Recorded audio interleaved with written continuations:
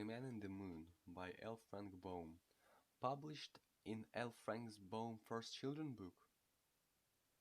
Mother Goose in Prose, 1897, illustrated by Maxfield Parrish.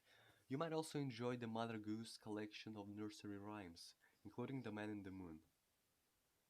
The Man in the Moon came trembling down, and inquired the way to Norwich. He went by the house and burnt his mouth with eating cold pease porridge. What? Have you never heard the story of the Man in the Moon? Then I must surely tell it, for it is very amusing, and there is not a word of truth in it. The Man in the Moon was rather lonesome, and often he peeked over the edge of the moon, and looked down upon the earth, and envied all the people who lived together, for he thought it must be vastly more pleasant to have companions to talk to, than to be shut up in a big planet all by himself, where he had to whistle to keep himself company. One day he looked down and saw an alderman sailing up through the air towards him. This alderman was being translated instead of being transported, owing to a misprint on the law. And as he came near the Man in the Moon, called to him and said, "How is everything down on the earth?" "Everything is lovely," replied the alderman, "and I wouldn't leave it if I was not obliged to." "What's a good place to eat down there?" inquired the Man in the Moon. "Oh, Norwich is a mighty fine place," returned the alderman, "and it's famous for its pease porridge." And then he sailed out of sight and left the Man in the Moon to reflect upon what he had said. The words of the alderman made him more anxious than ever to visit the earth, and so he walked thoughtfully home, and put a few lumps of ice in the stove to keep him warm, and sat down to think how he should manage the trip. You see, everything went by contraries in the moon, and when the man wished to keep warm, he knocked off a few chunks of ice and put them in his stuff, and he cooled his drinking water by throwing red-hot coals of fire into the pitcher. Likewise, when he became chilly, he took off his hat and coat, and even his shoes, and so became warm, and in the hot days of summer he put on his overcoat to cool off. All of which seems very queer to you, no doubt, but it was not all queer to the Man in the Moon, for he was accustomed to it. Well, he sat by his ice root cool fire and thought about his journey to the earth, and finally he decided the only way he could get there was to slide down a moonbeam. So he left the house and locked the door and put the key in his pocket, for he was uncertain how long he should be gone. And then he went to the edge of the moon and began to search for a good strong moonbeam. At last he found one that seemed rather substantial and reached right down to a pleasant looking spot on the earth. And so he swung himself over the edge of the moon, and put both arms tight around the moonbeam, and started to slide down. But he found it rather slippery, and in spite of all his efforts on he found to hold on, he found himself going faster and faster, so that just before he reached the earth, he lost his hold and came tumbling down head over heels, and fell plump into a river.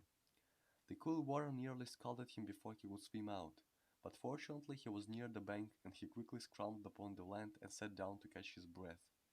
By that time it was morning, and as the sun rose its hot rays cooled him off somewhat, so that he began looking about curiously at all the strange sights and wondering where on earth he was. By and by a farmer came along the road by the river, with a team of horses driving a load of hay, and the horses looked so odd to the Man in the Moon, that at first he was greatly frightened, never before having seen horses except from his home in the moon, from whence they looked a good deal smaller. But he plucked up courage and said to the farmer, "Can you tell me the way to Norwich, sir?" "Norwich?" repeated the farmer musingly. "I don't know exactly where it be, sir, but it's somewhere away to the south." "Thank you," said the Man in the Moon. "But stop, I must not call him the Man in the Moon any longer, for of course was now out of the moon, so I'll simply call him the Man, and you'll know by that which man I mean. Well, the man I mean the man, but I nearly forgot what I have just said. The man turned to the south and began walking briskly along the road, for he had made up his mind to do as the alderman had advised and travel to Norwich, that he might eat some of the famous pease porridge that was made there. And finally, after a long and tiresome journey, he reached the town and stopped at one of the first houses he came to, for by this time he was very hungry indeed. A good-looking woman answered his knock at the door, and he asked politely, "Is this the town of Norwich, madam?" "Surely this is the town of Norwich," returned the woman. I came here to see if I could get some peas porridge, continued the man. For I hear you make the nicest porridge in the world in this town.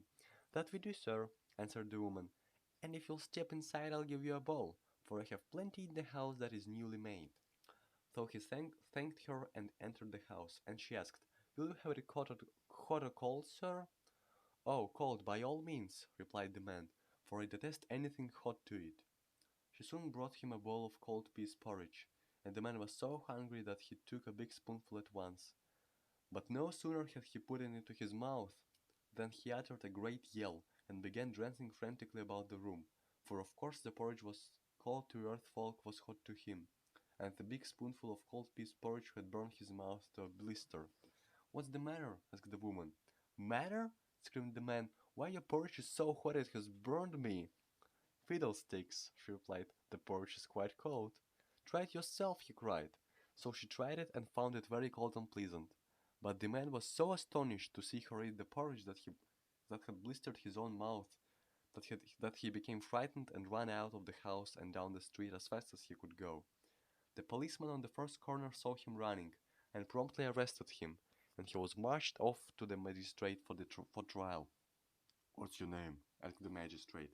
I haven't any, replied the man, for of course as he was the only man in the moon, it wasn't necessary he should have a name. Come, no nonsense, said the magistrate.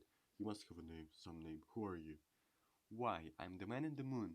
That's rubbish, said the magistrate, eyeing the prisoner severely. You may be a man, but you are not in the moon. You are in Norwich.